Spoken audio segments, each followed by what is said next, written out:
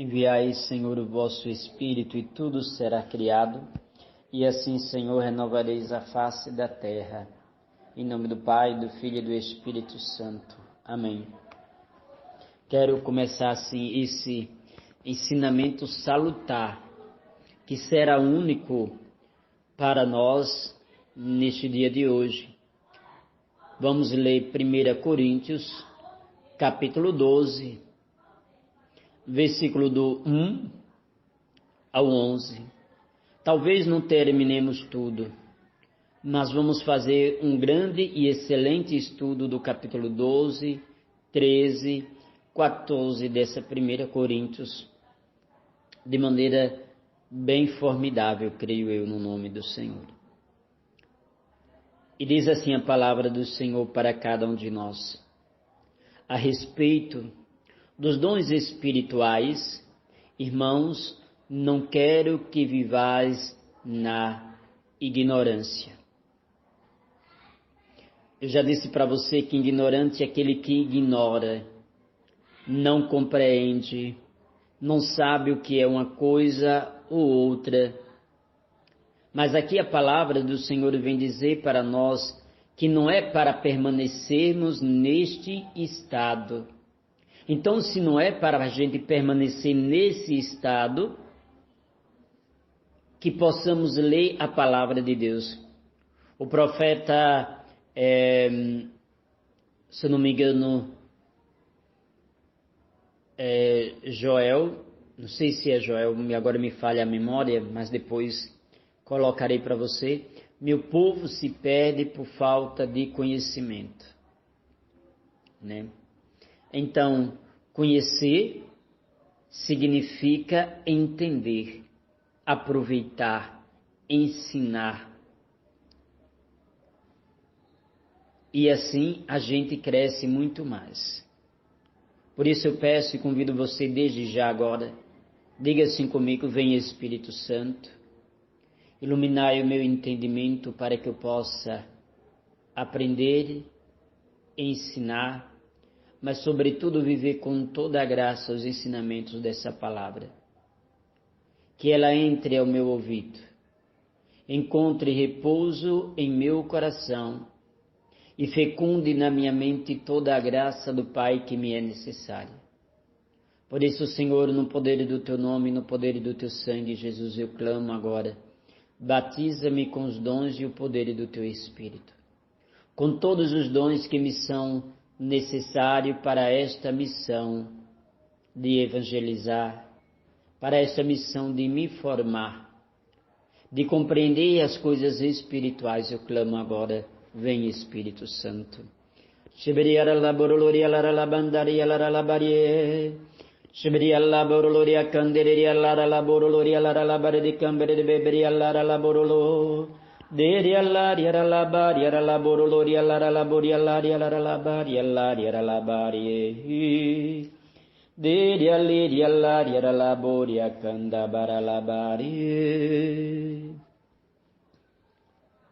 Versículo 2: Sabeis que quando éreis pagão, vos deixáveis levar conforme vossas tendências aos ídolos mudos.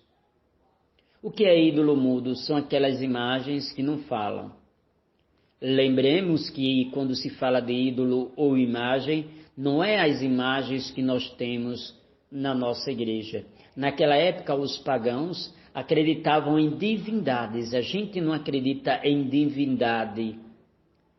Eles acreditavam, por exemplo, o Deus da água, o Deus do amor, né? O Deus da morte, né? O Deus do trovão. Não é o nosso caso. Nós não cultuamos divindades como eles cultivavam lá na antiguidade, os gregos e os romanos, né? Como no Egito eles cultivavam, né, o faraó, o deus Ra, o deus Sol, né, a deusa Lua, né, a deusa do amor e assim por diante, né, a deusa da guerra. Então eram divindades, então eram ídolos. E nós sabemos dentro da nossa igreja católica que há um único Deus, um só Senhor, uma só fé e um só batismo. Então o Deus uno e trino.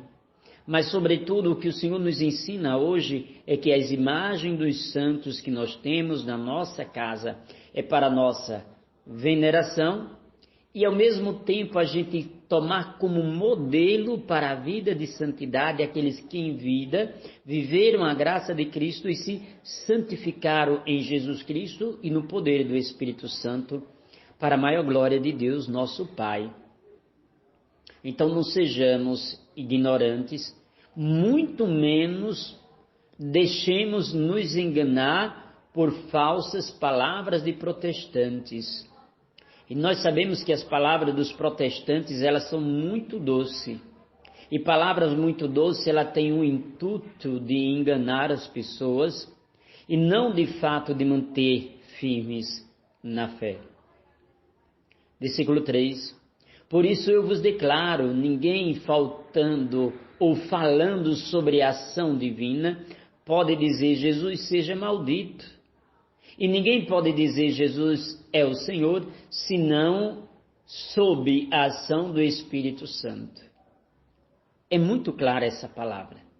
Ninguém pode dizer que Jesus é maldito, estando com o domínio do Espírito Santo. Só pode dizer que Jesus é maldito quem está sob a ação do demônio. Quem está sob ou abaixo, esse sob quer dizer abaixo, do Espírito Santo é quem declara Jesus é o Senhor. Quem declara Jesus é o maldito está sobre a ação do maligno e não sobre a ação de Deus. Mas quem está sobre a ação de Deus pode declarar claramente e declara muitas vezes durante o dia, Jesus é o Senhor. Então você é convidado também a dizer isso hoje. Jesus é o Senhor. Se você consegue dizer com todas as palavras Jesus é o Senhor, você está sendo dominado pelo Espírito Santo. Filhos, na hora do teu aperreio, na hora que faltar a paciência, declara: Jesus é o Senhor dessa situação. Jesus é o Senhor disso que eu estou vivendo agora. Ao declarar isso, o Espírito Santo está sobre você. O domínio da tua vida está sobre o poder do Espírito Santo. Você não pode jamais deixar de compreender essa graça de Deus. É por isso que é necessário declarar várias vezes durante o nosso dia: Jesus é o Senhor de toda e qualquer situação da minha vida. É uma declaração forte. É uma declaração de poder. É uma declaração de até mesmo de exorcismo. Quando eu declaro Jesus é o meu Senhor, eu estou dizendo: não quero, não tenho ação, nem comunhão jamais com o maligno. Aquele que declara que Jesus é o Senhor quebra maldições dentro da sua casa. Aquele que é capaz de declarar Jesus Cristo é o Senhor, nem o mal o atingirá, porque está sob os cuidados do Espírito de Deus. Eu sei que você tem muitas preocupações, até pessoas da sua família, que você muitas vezes fica preocupado com isso ou com aquilo outro. Mas ensine a pessoa a declarar ardentemente, várias vezes durante o dia: Jesus Cristo é o Senhor. E eu poderia até dizer mesmo para você nesta noite: faz uma faixa, eu mesmo irei fazer, me veio essa ideia agora. Colocarei na frente da minha casa, vou imprimir no papel se for necessário, mas colocarei essa frase: Jesus é o Senhor. Então quem chegar na minha casa vai ler: Jesus é o Senhor. Então ali já vai ser quebrado todo o mal dos meus inimigos. De pessoas com inveja, de pessoas com pensamento maldoso. Ela vai ler, ela vai declarar com a mente dela, com o intuito dela: Jesus é o Senhor. Se Jesus é o Senhor nessa casa, eu não tenho domínio. Se Jesus é o Senhor da vida dele, eu não posso lançar nenhum mal aqui, porque o mal voltará para mim e eu colherei o fruto de minha maldição. Filhos, convido você, ou melhor, vos conjuro em nome do Senhor a colocar essa frase ardentemente, fortemente na tua casa, na casa dos teus filhos, na casa dos teus parentes. Jesus é o Senhor. E bendito seja eternamente esse nome forte e poderoso. Agora vamos entrar no ensinamento propriamente dito, falando sobre cada dom, que é dom do Espírito Santo, que algumas pessoas chamam de carisma também. Há diversidade de dons, mas um só Espírito. Olha como é bonito ouvir isso. Há muita diversidade de dons, de operações, mas é o único Espírito Santo que age. É o único Espírito Santo que concede todos os dons. Ele é único, Ele é Senhor, é muito forte, é um só Espírito. Como há uma só igreja, a Igreja Santa, Católica, Apostólica, Romana, ela tem seus galhos que são suas ramificações, mas ela é única. Talvez suas ramificações nós chamemos de franciscano, nós chamamos de diocese, nós chamemos de comunidade, nós chamamos de grupo de oração, nós chamamos de apostolado da Mãe Rainha, mas é a pertença de uma única igreja, a Igreja Católica. Versículo 5. Os ministérios são diversos, mas um só é o Senhor. Olha a palavra aqui declarando, um só é o Senhor. O que são ministérios? Ministérios são os dons do Espírito Santo que nós exercemos, que vem de ministrar. Ministrar quer dizer administrar. Então, o ministério é aquilo que eu faço, que eu realizo, que eu administro para um bem comum. E ele diz aqui que a maneira de ministrar são muitos. Por exemplo, quantas mil casas tem aqui em Limoeiro? Eu não sei dizer, talvez 30 mil casas, para uma população de quase 80 mil, vamos supor assim dizendo. Mas cada casa é administrada de uma maneira diferente, embora sejamos todos filhos de Deus, cada casa alguém administra no seu modo. É muito belíssimo compreender isso. Aí a gente dá para entender a grandiosa ação de Deus, o grandioso poder do Espírito Santo em sua diversidade. Só Deus é capaz de no mundo inteiro, de bilhões e bilhões de casa, cada mente, cada coração, ser diferente um do outro com sua personalidade própria e ninguém é igual. Vou ler novamente porque aqui é um grande mistério. Os ministérios são diferentes, diversos, mas um só é o Senhor. E bendito seja o seu santo nome. Versículo 6.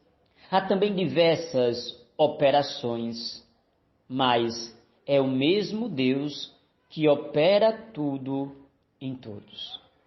É o único Senhor que age no coração de todos nós. É o único Deus que ilumina o ser de cada um de nós. Obrigado, Senhor, por esse entendimento. Obrigado, Senhor, por essa maravilha.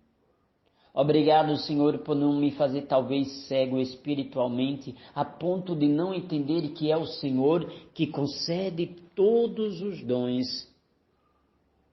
E que é Tu, Senhor, que faz essas maravilhas acontecer no meio de nós e em cada um de nós. Bendito sejas, meu Senhor e meu Deus. Versículo 7. A cada um é dado a manifestação do Espírito para proveito comum. A cada um é dado o conhecimento. Ou melhor dizendo, a cada um o Espírito Santo age de maneira diferente para proveito comum.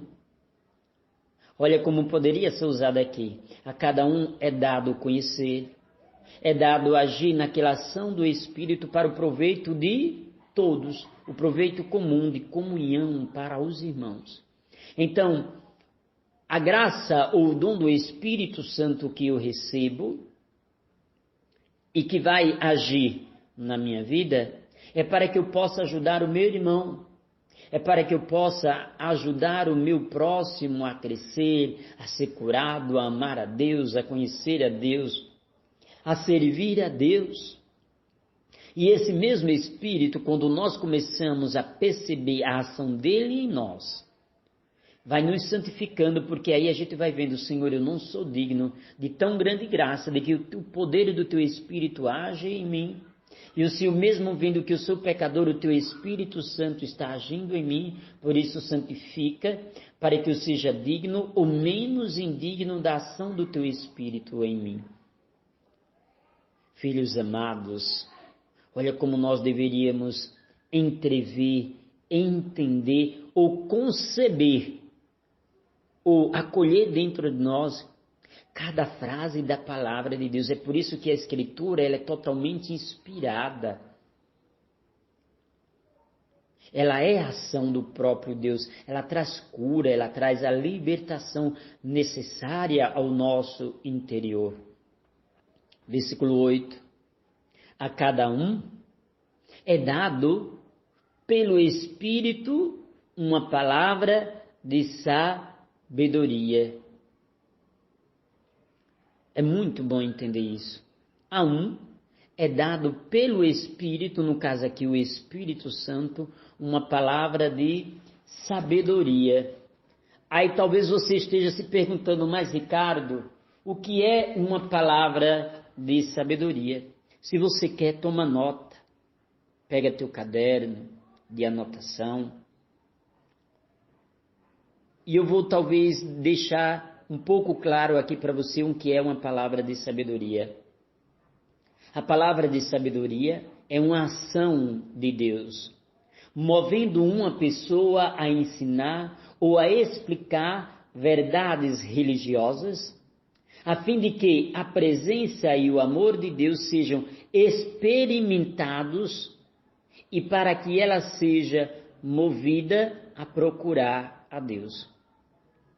Portanto, filhos meus, a palavra de sabedoria é uma palavra ou uma frase, uma atitude ou ação, a fim de que a pessoa possa perceber a verdade que antes não conhecia.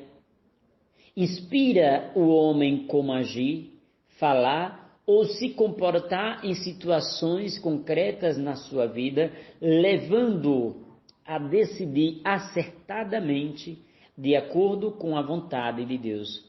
Então a palavra de sabedoria é aquilo que eu preciso. Eita, eu tive uma ideia. Então aquilo é sábio. Então aquela palavra de sabedoria vai me ajudar a desenvolver aquilo que antes estava travado. É como se fosse uma ideia que viesse. Então essa sabedoria, ela é apresentada da parte de Deus para que venha me motivar a agir de acordo com a vontade do Senhor para a minha vida. Aí você pode estar se perguntando, mas como eu posso usar esse dom da sabedoria? Ou receber o dom da sabedoria? Primeiro ponto, meu irmão, tem aquela frase do Evangelho que diz, pedi e recebereis, buscai e acharei, batei e vos será aberto, porque aquele que procura acha, e assim por diante. E quem clama, o Senhor dará. Então, a abertura para o dom da sabedoria obedece os mesmos princípios que os outros dons. Pedir, se colocar com humildade para serviço de Deus, chegar para Deus e dizer, Senhor, se o Senhor quiser, eu quero. Se o Senhor me conceder, mesmo vendo que eu sou pecador, eu aceito o dom de tua sabedoria agindo em mim. Coloca em meus lábios, coloca na minha mente. Dispõe, Senhor, diante do meu olhar esta palavra de sabedoria que vem e que procede de vós. Olha como é bom saber pedir o dom da sabedoria. E para receber e manifestar o dom da sabedoria, ajudando os outros. Pedir o dom da sabedoria, você precisa estar em oração, procurar ter uma vida de oração, para que a sabedoria de Deus possa agir e você perceber que não é algo humano. Quando não se ora, quando não se procura ter uma vida de oração, a palavra de sabedoria pode vir e você pode achar que é humano ou coisa da sua cabeça. Mas quem está sempre em oração, você vai percebendo no dia a dia que a palavra de sabedoria vem como um ensinamento para você ou para alguém. Quando você procura estudar, não ser ignorante, refletir, ter humildade, ter simplicidade, o dom da sabedoria, a partir da tua petição, do teu pedido a Deus, vai começar a atuar e agir em você. O dom da sabedoria, ele também pode estar vinculado, em certos momentos, decisivo na nossa vida pessoal e comunitária. Quando o cristão é chamado a tomar decisões importantes, o que é que você mais precisa? Da sabedoria. Então a sabedoria é um dom precioso do Espírito Santo que está ao alcance de todos, basta pedir com fé, vivê-lo e levá-lo aos irmãos. Amém. Assim seja. E continuando esse mesmo versículo 8 diz assim: a outro é dado a palavra de ciência. Então, o que é uma palavra de ciência? A gente sempre se pergunta, não é? A palavra de ciência. Então, vamos pedir a Deus agora, Senhor, dá-me esta palavra de ciência para que venha reger a minha vida. Dá-me, Senhor, esse conhecimento da palavra de ciência conforme a tua vontade, para a minha santificação e para o bem do meu próximo. O carisma da palavra de ciência é uma revelação sobrenatural de algo que só Deus conhece. Então, ele é revelado a nós. Não depende de informações ou de bagagem cultural, de coisas que a gente lê em livro, não. Não é uma filosofia, ou um modo de pensar, ou uma teologia, jamais. Ele é um dom gratuito de Deus, a palavra de ciência. O dom da ciência é o diagnóstico de Deus. Por exemplo, eu tenho meus órgãos internos. Se um deles está inflamado, o Senhor revela ali na palavra de ciência. O seu intestino está inflamado. Vá, procure o médico. Ou então, eu estou curando o seu intestino agora que está inflamado. Então, vem ali a palavra de ciência, né? Falando da graça de Deus naquele momento. É o carisma pelo qual o Espírito Santo revela uma situação que você está passando, um fato ou uma lembrança dolorosa relativa a acontecimentos do passado ou do presente. Este dom faz com que a mente penetre as verdades divinas sem que empregue o esforço do raciocínio. Ou seja, você não sabia e Deus se revelou. Então não é fruto de teu raciocínio humano. Se apenas estava em oração e aquela palavra de ciência veio, pronuncia sem medo. Pelo dom da ciência, Deus revela as curas que está realizando no meio da comunidade ou na vida de alguém.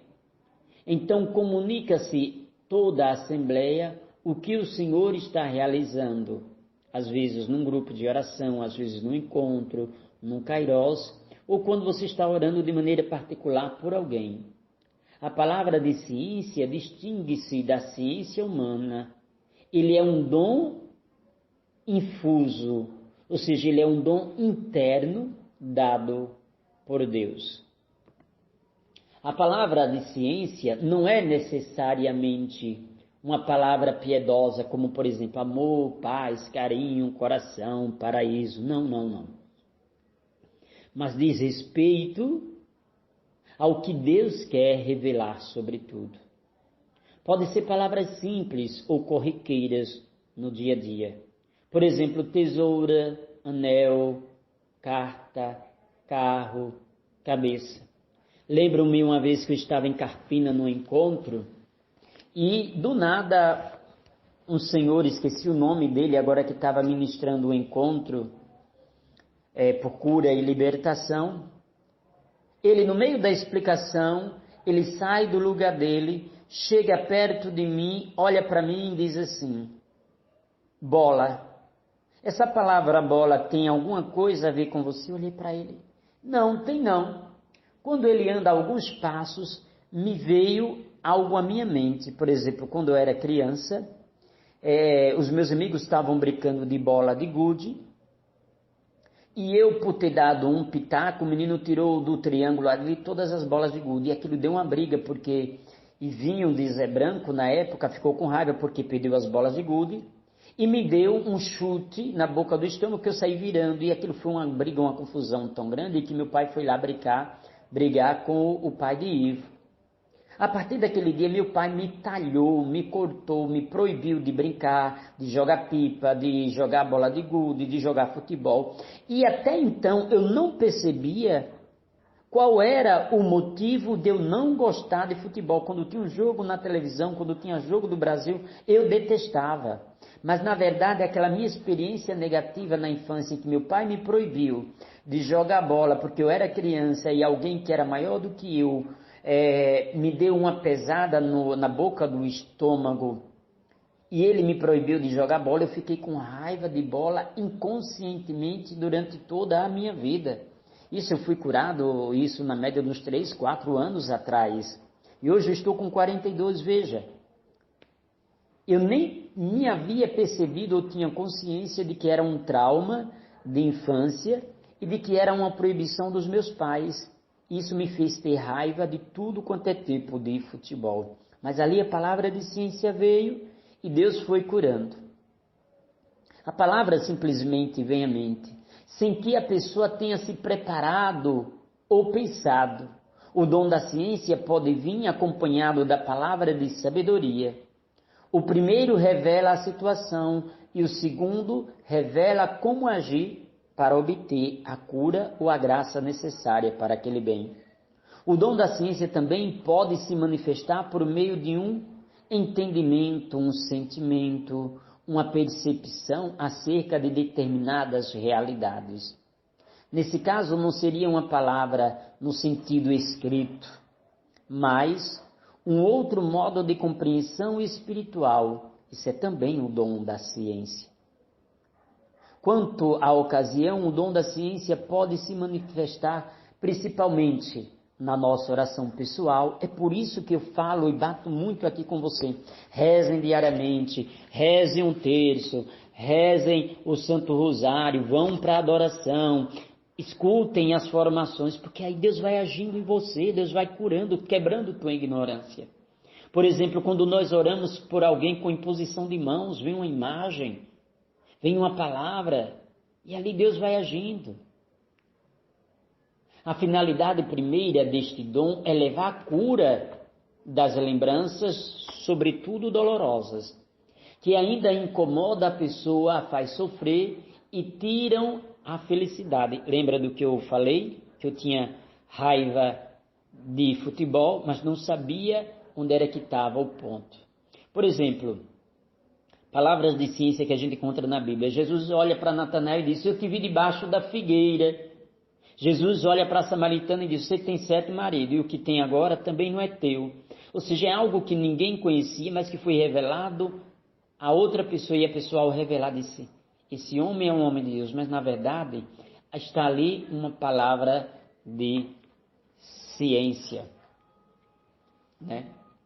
Quem auxilia esse dom da ciência, por exemplo? A palavra de sabedoria, o discernimento, a prudência, o sigilo.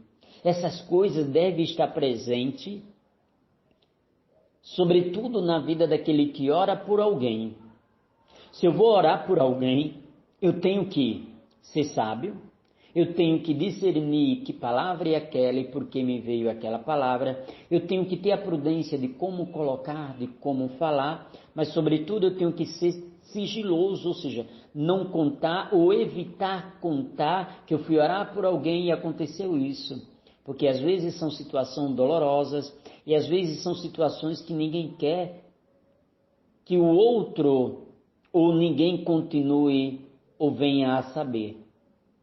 Palavra de ciência é o diagnóstico daquilo que eu preciso para ser curado.